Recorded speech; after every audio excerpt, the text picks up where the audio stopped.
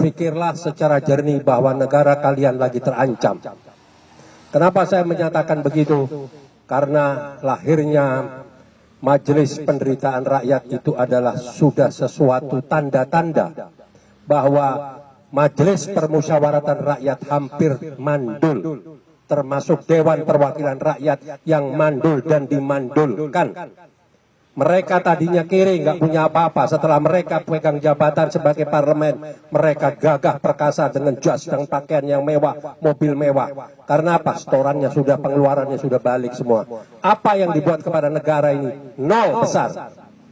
Kalau kita bicara toleransi, saya paling maaf ya, paling jijik bicara toleransi. Toleransi apa? Tanah, bumi, hasil alam habis masih mau bicara toleransi. Toleransi apa yang dituntut lagi sekarang? Toleransi apa?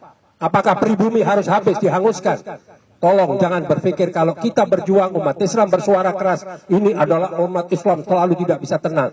Tidak, karena umat Islam memang selalu ada di garda terdepan.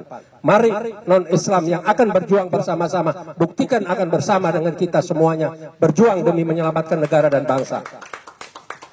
Ini bukan main-main, ya. PPKM diadakan, berkepanjangan, diperpanjang, tapi tenaga kerja asing dibiarkan masuk. Kenapa sih kok cuma LBP aja nggak ada yang berani? Apa sih kelebihannya LBP? LBP nggak ada apa-apanya, kosong di mata saya kok. Maaf ini ya, bukan saya arogan atau saya mau ini, tidak. Saya tidak peduli lagi kok. Apa sekarang? Seorang menteri bisa menguasai seluruh tugas dan jabatan, berarti kabinet yang lain mandul. Memang sengaja dipasang orang-orang mandul semuanya. Contoh seperti Menteri Kesehatan, Dr. Terawan. Kenapa begitu berbeda pendapat langsung disingkirkan? Dan kenapa penggantinya tidak lebih hebat dari Dr. Terawan? Karena Dr. Terawan adalah orang yang punya pengalaman dan pernah mengeluarkan satu metode stem cell. Yang pasiennya orang-orang kaya, orang-orang besar, orang-orang pejabat tinggi. Dengan biaya tinggi, berarti dia tidak mau resiko.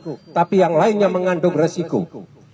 Ini semua hanya siasat. Di mana ada perampokan yang sebelum dilakukan sudah dibuat payung hukumnya. Ini negara mau dibawa kemana? Kadron, saya kadron terbesar di Indonesia.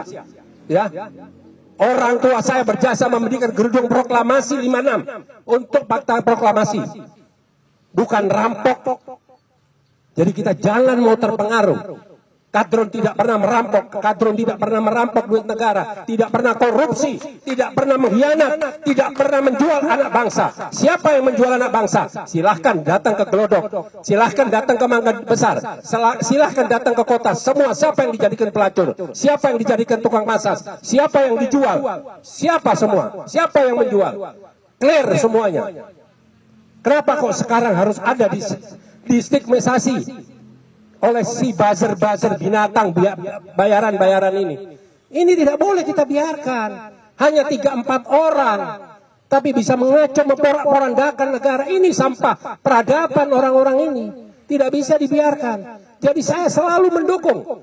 Waktu Babe Aldo datang pada saya, dia menceritakan jalan Anda dengan versi yang berbeda. Kita butuh skoci, kita butuh kesadaran semua. Hari ini saya bicara untuk media. Berkali-kali setiap saya jumpa pers, tolong media proporsional, kemas berita.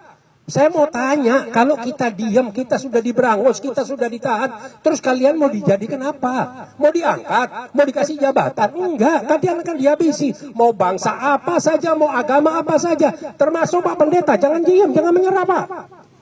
Ini ada satu suku yang memang ingin menyingkirkan Indonesia. Setelah diambil hartanya, setelah dijadikan konsumen, setelah diperas seluruh hartanya, sekarang mau disingkirkan, mau dimarginalkan.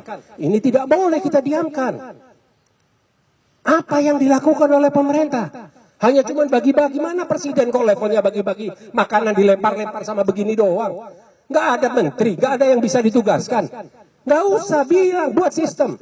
Dari mulai, kalau nggak salah nanti mungkin Bang Ehsan lebih detail secara angka. Dari mulai 70 triliun menjadi 400 triliun. Tapi yang dialokasikan untuk COVID-nya adalah 70 triliun. Naik jadi 800 triliun atau 700 triliun. Kemana itu duit semua? Kemana duit? Kalau bapak-bapak media ini saya kasih tolong ya, saya pernah jadi bendahara di Majelis Ulama Indonesia yang bekerja sama dengan BNPB. Silahkan, buru-buru jangan nunggu, Senin pagi. Datangi BNPB, lihat di parkiran, nggak ada mobil yang ini, semua mobil mewah, semua supplier yang ada di sana. Jadi kita dijadikan objek. Setelah itu kita dijadikan objek penjualan PCR, antigen. Setelah itu kita dijadikan objek untuk vaksin. Kemarin di TV One saya mendengar ada 2 dokter berdiskusi bahwa vaksin ini hanya cuma bertahan 1,5 bulan. Kenapa ada vaksin yang kedua? Agar bisa berjalan 3 bulan. Kenapa ada booster? Agar berjalan 6 bulan. Loh, ini apa ini? Ya memang orang nggak mampu gitu loh. Dari kota kecil, saya bukan mengerdilkan kota Solo, tidak. Belum siap. Dibawalah ke kota Jakarta. Siapa yang bertanggung jawab? Siapa yang bawa? Sudah transparan di TV dikelihatkan. LBP dan Prabowo. Dan Hasyim yang membawa. Dibawalah ke sini, dipaksakan, dijejel-jejelin jadi gubernur. Dipaksakan lagi jadi RI 1. Didukung lagi dengan segala kecurangannya maju ke periode kedua. Sekarang mau diperpanjang karena kontraknya, dealnya belum selesai sama China komunis. Jadi mau diselesaikan sampai tuntas, diserahkan terimanya. Ngurusin vaksin nggak becus, ngurusin ekonomi nggak becus, infrastruktur berantakan, mau mindahin ibu kota. Kenapa nggak mindahin negara aja sekalian? Duit dari mana? Ilmu dari mana? Anggaran mana? Apa kepentingannya? Apakah sudah membuat studi? Apakah sudah dinyatakan bahwa ibu kota tidak layak? Apakah tidak ada tiang-tiang penyangga yang bisa dipergunakan? Ini mau kemana ini negara ini, mau dibawa kemana? Kenapa harus semua diam? Kenapa harus semua takut? Takut kalau yang ditangkap 4, 5 seperti Babe Hakel bilang tadi. Ya kan 4 tahun. Coba yang turun semua. Jangan nunggu dari HPI, jangan nunggu dari GNPF, jangan nunggu dari PA 212. Semua turun. Suarakan kepada negara. Secara konstitusional, jaga protokol kesehatan. Supaya jelas mau dibawa kemana ini semua. Belum lagi sekarang sudah mulai terjadi kolaborasi mau memperpanjang jabatan. Tamat kita, habis. Ini yang menjadi satu perhatian. Tolong Babe Aldo suarakan nanti melalui Majelis Penderitaan Rakyat, di atas Majelis Pemusyawaratan Rakyat karya Anda. Kita akan dukung. Tidak usah pakai takut. Mereka tidak ada manfaatnya semua. Berapa kali saya berkunjung ke DPR. 1 masalah HIP. 2 masalah Omnibus Law. Tidak sekalipun pimpinan DPR mau menemui kita. Kenapa tidak mau menemui kita? Karena kelompok Habib Rizik? Tidak. Saya yang kedua dan yang ketiga bersama Majelis Ulama Indonesia. Dengan beberapa ulama, dengan tokoh-tokoh. Tidak juga ditemui wakil. Apa? Kenapa alasannya? Tidak mau atau nggak mampu? Memang nggak mampu. Nah kalau nggak mampu kenapa dijadikan ketua? Ini bukan bagi-bagi jatah. Ini bukan punya Bung Karno negara ini. Negara ini bukan punya PDI. Gitu loh. Negara ini punya rakyat semua, PDI ada di dalamnya. Bung Karno sebagai founding father kita.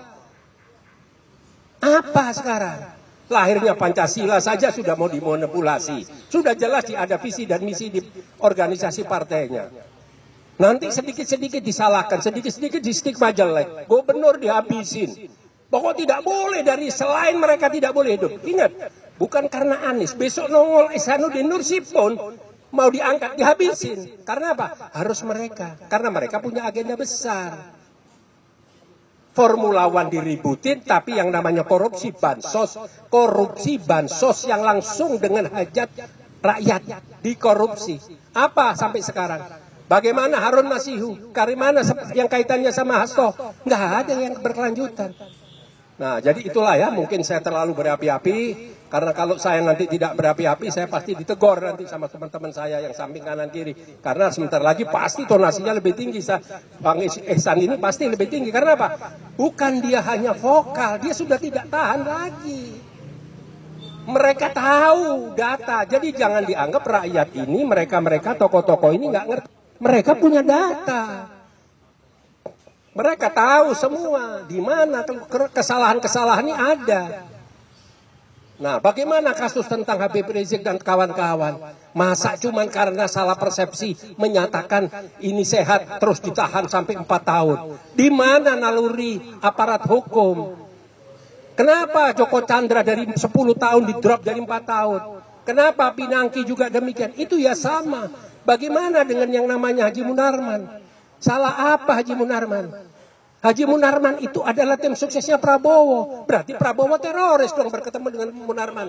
Kenapa Prabowo bisa masuk kabinet sekarang? Kalau dibilang kita ini ada perbedaan begini, enggak. Prabowo itu yang kita angkat, yang kita dukung, kita junjung di atas kepala. Kita kumpulin duit dari rakyat, dari masyarakat berkarung-karung. Sembayang juga enggak kok.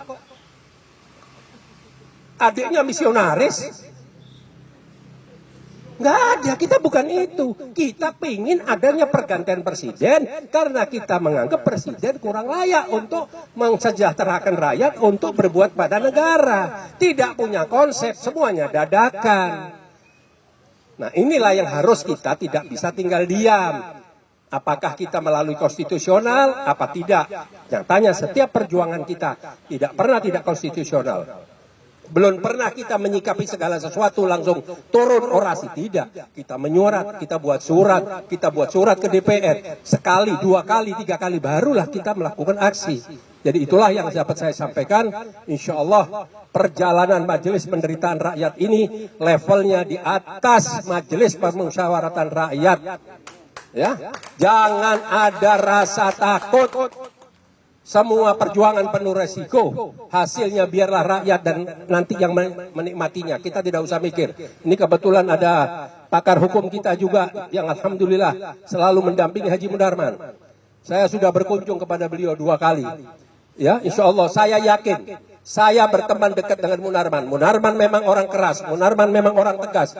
Tapi kalau Munarman ada unsur namanya teroris, saya tidak mungkin mau duduk dengan Haji Munarman.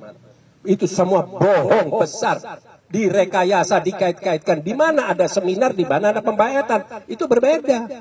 Dengan track record Munarman yang sudah begini, yang sudah berbuat pada negara dan bangsa, itu tidak benar. Ya, jadi itu sementara yang dapat saya sampaikan. Mohon maaf kepada Babe Aldo, kepada Babe Hakel sebagai Sohibul Haja, kalau saya mengambil waktu terlalu banyak dan mungkin terlalu bersemangat kan udah nggak kuat gitu loh. Benar-benar saya udah nggak tahan. Kemarin saya juga berkomunikasi dengan Habib Rizik, Beb, lama-lama nggak tahan Beb ngurusin antum, Beb. Anak kepingin sudah nggak kuat lagi, anak kepingin terjun lagi, Beb. Ya, itulah yang dapat saya sampaikan dan insya Allah saya hanya bisa memberikan informasi Habib Rizik dalam keadaan sehat walafiat, tidak kurang suatu apapun. Ke Habib Hanif juga demikian, Ustadz Sobri, Ustadz Haris Bendahara, Habib Alwi, Habib Idrus, semuanya, Maman, semuanya dalam keadaan sehat walafiat.